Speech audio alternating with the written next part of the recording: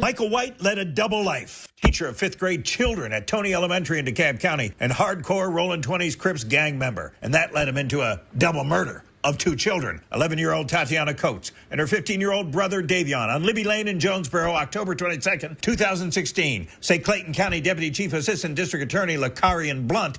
He was kicking indoors at night and killing children and going and teaching children in the morning. And Assistant DA Sheila Francois. 2 innocent lives were lost. They had nothing to do with gang activity. They had nothing to do with gang activity. Prosecutors Blunt and Francois say Monday a Clayton County jury convicted White of 44 counts, including murder and gang charges. Evidence suggested ultimately someone else was the trigger man? Yes, 2 people.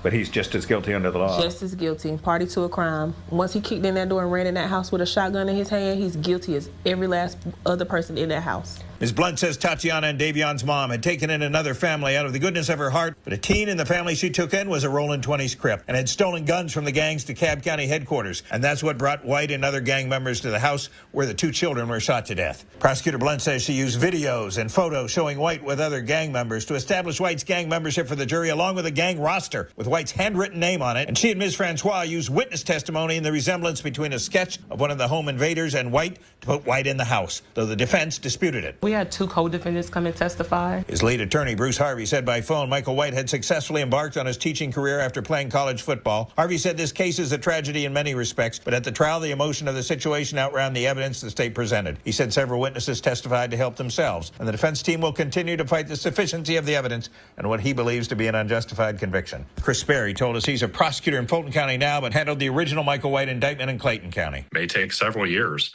but if you are gangbanging in Georgia, the state of Georgia is going to hold you accountable. Clayton County DA Tasha Mosley credits Clayton County Police with a great investigation, but says society is losing the gang war. We've got to change as society and understand that the fight is not when they're in high school or heck, even in middle school. The fight begins the day that they're born.